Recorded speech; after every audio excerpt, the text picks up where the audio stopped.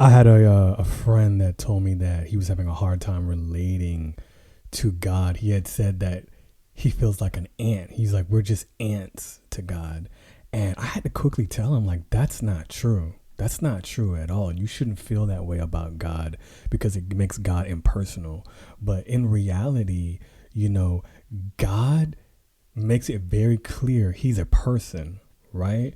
Like, he has emotions, he can be angry, he can be happy, he can be sad. Like, he has a body. It talks about God sitting on a chair in the throne room. That means he has a physical body. It talks about how he has a long robe on, and he has like feet and a face. Like, who wears a robe if they don't have a body?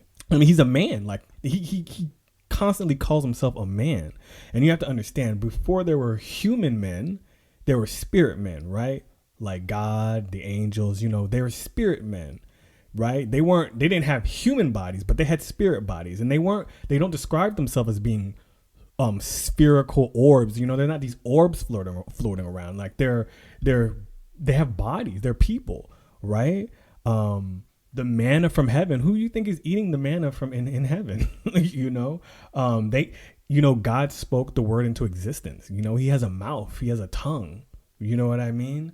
And I think it's important to remember that God is a person. He's a person, right? And he wants to be your friend. So when you sin against God, it's not like it's just some orb who's looking over you. Like, it's an actual person that you're sinning against, right?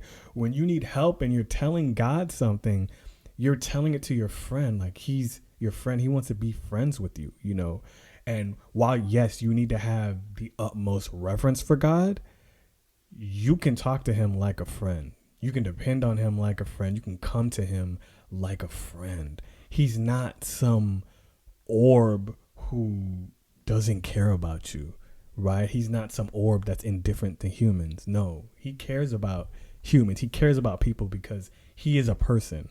But, the Bible makes it very clear there are natural bodies and there are spirit bodies. When you leave your natural body, you go back to your spirit body, right? The Bible is very clear about this.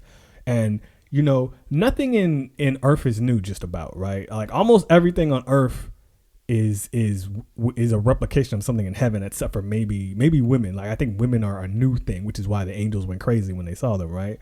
But not crazy, but they started trying to impregnate women and stuff.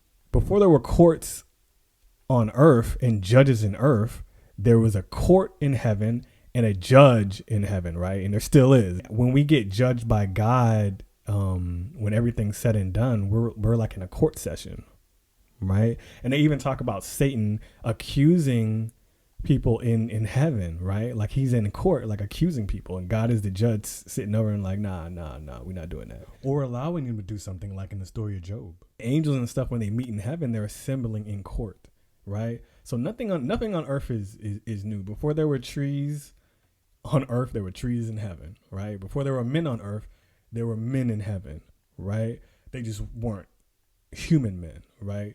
Women are a new thing. Women are new, right? And so that's why when the angels saw women, they go crazy and they started trying to impregnate them, and they made giants.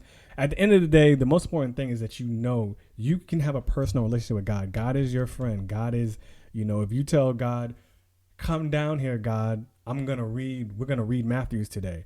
God's spirit will dwell in that room with you. Bottom line, God is a person. Okay. He's a person with a body and feelings and emotions, and he wants to be your friend. When you think about God, think of him as a person.